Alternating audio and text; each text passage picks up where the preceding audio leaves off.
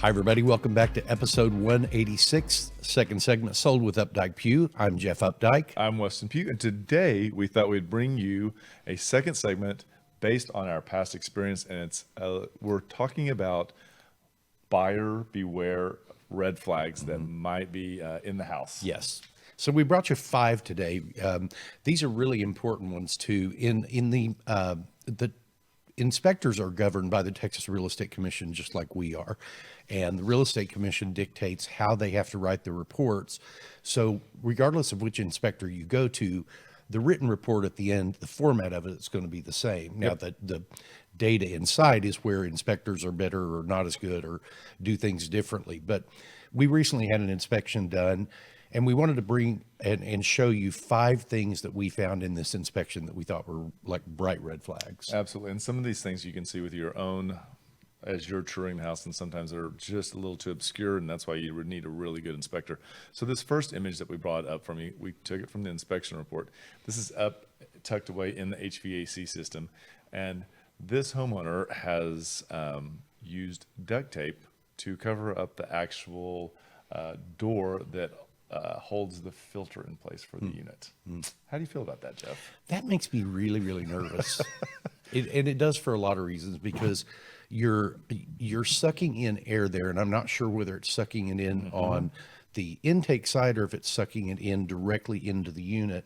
But one of the reasons you put the air filter in there is so that the unit coils inside stay clean, which is what allows air to flow across them and cool it before it comes back out. So the fact that this was not repaired properly and it was really just covered with duct tape, that makes me nervous. So nervous.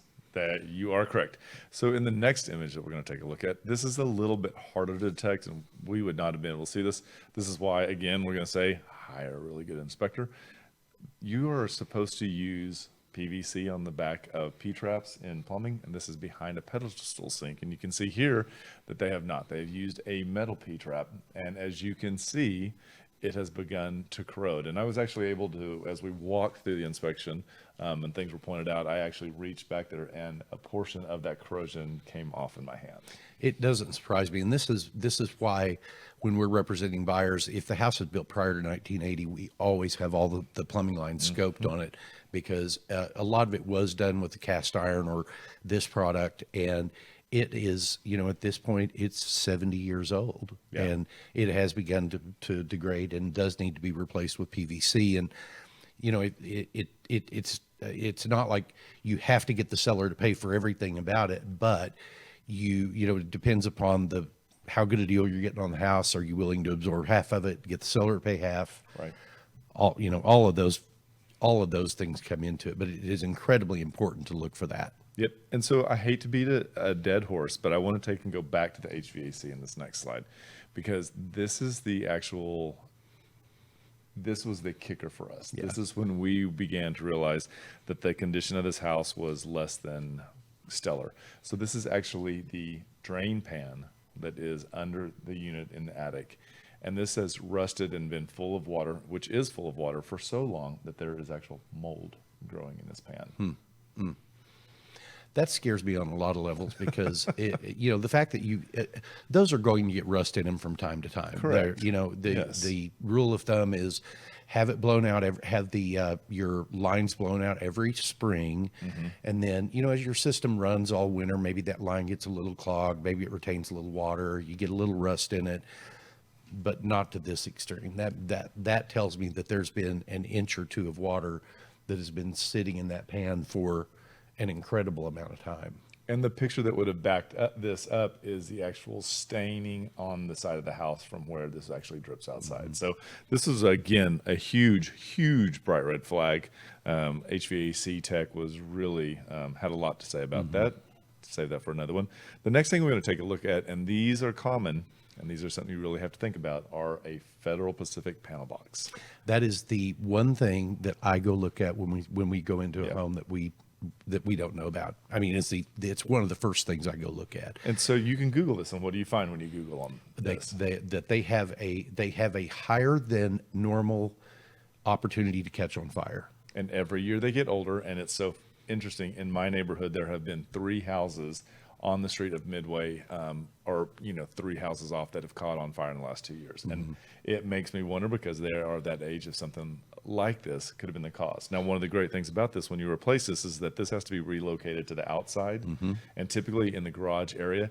The great thing about this is that this is in the garage, so it's an easy pull to move this to the outside of the house. Yeah, if you can just reverse it and put it on the outside of the house, you don't have to rewire anything. Correct. You just get that new panel, you get the new mast, you get the new meter. It's a much less expensive process than if they used to put these in the master bedroom closets. Closet. Yeah, so Up against all your your clothing that yeah, just catch on fire so easily. All right, the last thing that we want to take a look at is a hot water heater. And so a hot water heater is a really good tell, because one of the things that they're supposed to have per code is a pan under this. And it did not have a pan, yet above there is in writing that this was installed in July of 2020. And so red flags went everywhere. And what do you think was our red flag immediately when we saw a pan and it was 2020? No pan, it was 2020. that there was probably no permit pulled when that was installed. Yep. And that And is go one step further. There's no permit means there was no inspection. and no plumber. And well, I mean, Well, that's maybe. true. You could be an off-duty. Well, So it was very, very questionable yeah, at this point. there's a lot that really concerns me about this one. I mean, there's gas heaters, especially. They need to have the pan. The pan needs to be routed out to the exterior somewhere. If it's in the garage, it needs to be at least 18 inches up off of the ground, so that it doesn't catch on fire. If there's gas fumes from a gas can sitting across the garage, can emit enough gas fumes and run across the floor of the garage and set one of those on fire if it's sitting on the floor too. So easy. You also need to have a pressure release valve, and you need to have a sediment trap on your gas line. So these are elements that you really need to be sure of. We are there to help you when we go through this process. We always look for these elements, and we also use really good inspectors that help us make sure we catch as much of this as we can up front. So hopefully you found this useful, helpful. If you would like us to talk about any other subjects, please reach out to us. Let us know. If you're in the market to buy or sell a home, we would love to help you. And just remember, we want to be your realtors for life.